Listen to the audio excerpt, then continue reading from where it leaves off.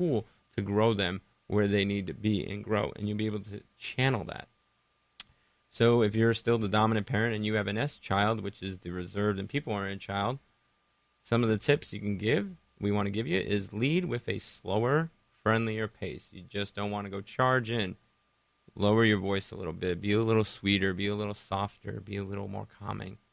It's hard for me to do that. I parent from the dominant/inspiring style. And then listen without interrupting. We tend to want to get to the bottom line as D-type parents, the outgoing task parent, and we just want to get it done. We need to go over and listen to them. They take a long time to warm up, so we don't want to interrupt. And again, with respect, his or her steadiness. They are steady, they are flowing, and those kids will eventually be adults, and that steadiness will be great because they're consistent, they keep going, they're the steady eddies. So if you're the dominant parent and you have the conscientious child, some tips: lead with quality answers. Just don't go shoot off from the hip. Bottom line, it doesn't work because I'm your father, because I'm your mother, because I said so. That doesn't work. You have to give them logic. They'll fight you critically, and you'll find out probably later on they were right and you were wrong because you went off the hip. And then listen to his or her logic. My son proved that to me. He was 4 years old, and he's like, I was at a fireplace, and I used these command hooks to hook up the lights during Christmas. He comes to me at 4 years old and says, hey, I think penny nails are a better option. I'm like, son, you're right. That's a great gifting. I'm so glad God gifted you in the mechanical thing. It was humbling, too, to have a 4-year-old at 2 feet tall, and I'm coming down from 5'8" to 2 feet to go tell him, like, son, you're right. And we need to do that because God gifts each person with special gifts. It doesn't matter on the age. Also, listen to his or her. We talked about listen to his or her logic, and also respect his or her consistency. Let them be consistent because that's going to grow great, especially being an adult. We all can use consistency in our lives.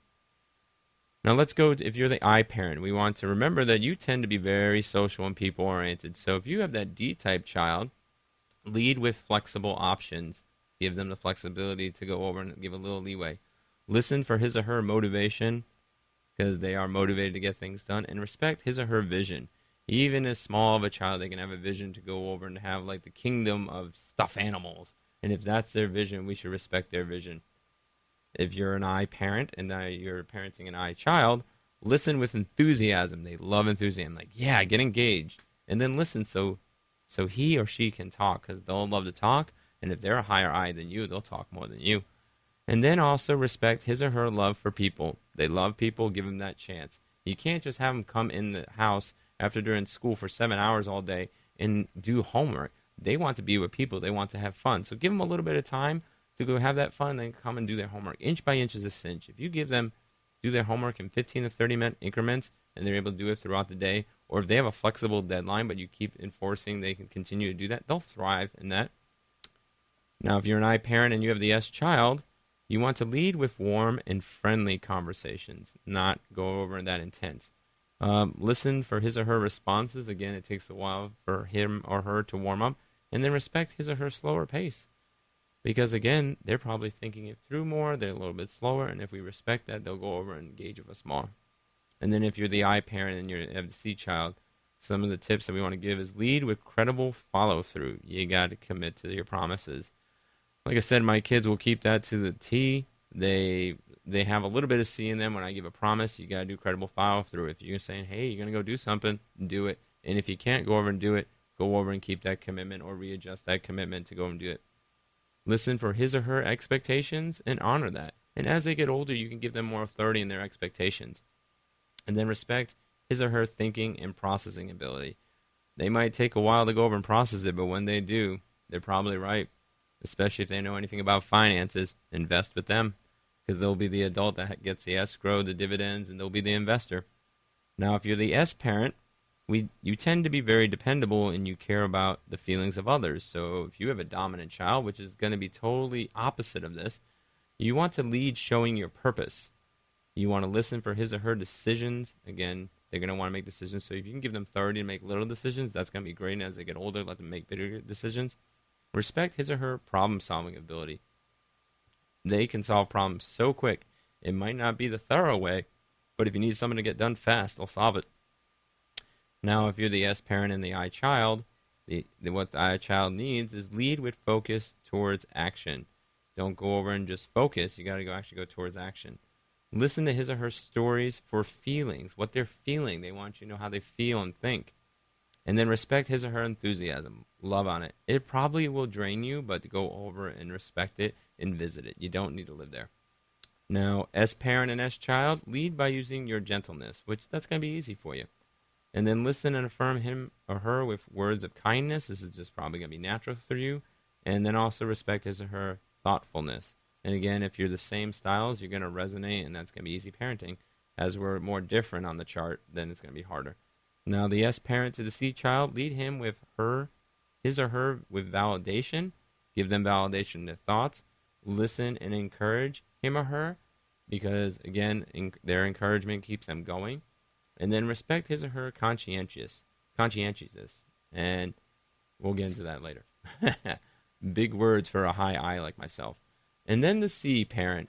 C parents, you tend to be more facts and figures oriented and less emotional. And depending on how high C you are, you might not even smile. You need to go over and show that. Even that type of thing, you could provoke anger in a child just by not smiling, because if they think you're angry, then they resonate your emotions. I know for myself, I tend to do that. I could be not remember my affect every once in a while, but I'm in my head. I have to smile more. I have to go over and say, hey, I'm not angry or frustrated. I'm just frustrated at the task. I'm never frustrated at you. And we should always remember that we should love on the people and then to do the task after. If you're going to do the task, do it in love. And sometimes if you're dominant, as a parent, another tip, shut your mouth and just do the task, because we can tend to be critical. So watch that for you. So if you're a C parent to a D child, lead with correct options. You just don't want to lead with a lot of theory. You want to lead with correct options. Listen to his or her plans and offer suggestions. They love to offer suggestions. They want to be involved. And respect his or her hard work. They get a lot of work done. C parents to the I child, lead with story concepts. You got to do story concepts. You got to visit your imagination to go over and get them. These kids in the classroom, you think they're ADHD, they're not. They just need an engaging time, and then they conceptualize that, and then they can go over and live that out. Listen for a line of reasoning and ask questions, and also respect his or her creative and random nature.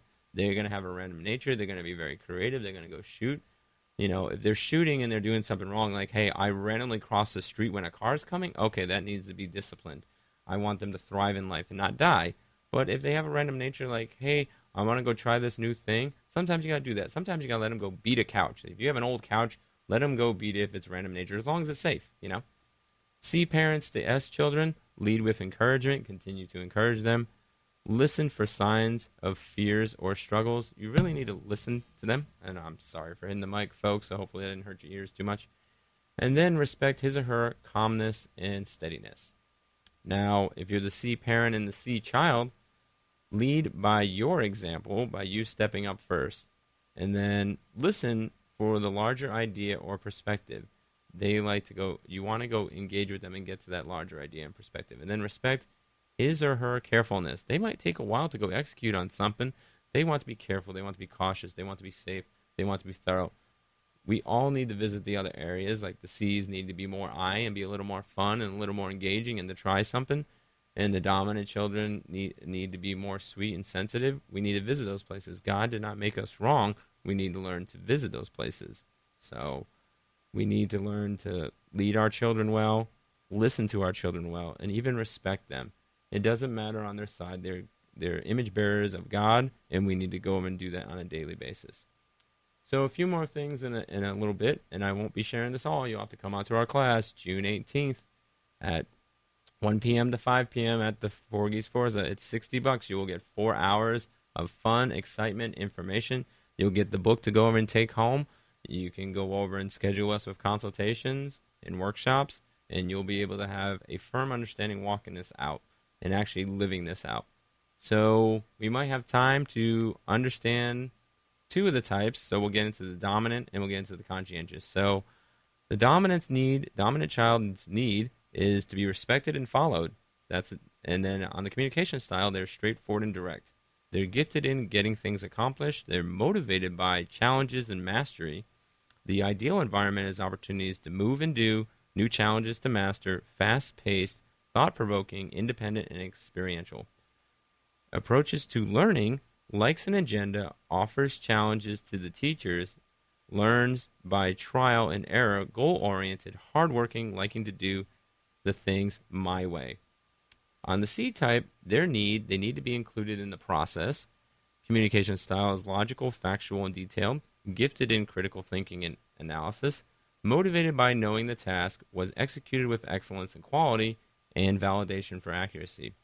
Their ideal environment is opportunities to question and reflect, limited risk, structure, procedures to follow, recognition for responsibility and accuracy, stick to the schedule, and unemotional.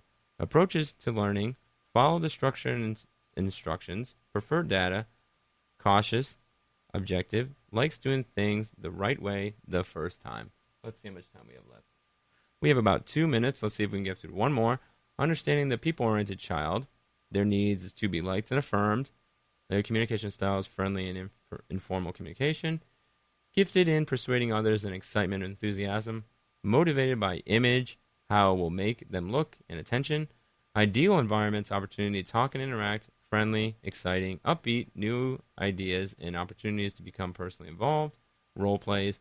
An approach to learning is open to novelty, wants to feel entertained, enjoys visuals and cooperative learning, active, unstructured, informal, likes to do things the fun way. And the last one, we might have a minute left, is the S child, to feel safe and secure in privacy on their needs, communication style warm, sincere, and open, gifted in relating to others, sensitivity to others, motivated by peace, stability, and appreciation. Our ideal environment is opportunities for silent and alone time, consistent, stable, harmonious, low stress and pressure and patience. And their approach to learning is highly receptive, prefer repetition with a teacher's support, present, simple, written instructions, monotasking, one thing at a time. They like to do things the same way. So this is a quick summary on our class on 18 June. Hope to check us out. Check us out at our 14th June event. Just go to the Back to Basics page, check all our events out, and also our 30th June Veterans Christian Charity. We love you guys. We love to serve you, and hope to hear from you soon. And choose your opportunity for a contest. Have a great, blessing day. Thank you. Bye. Clay Radio, your conversation station. KLAY Lakewood, Tacoma on 1180 AM.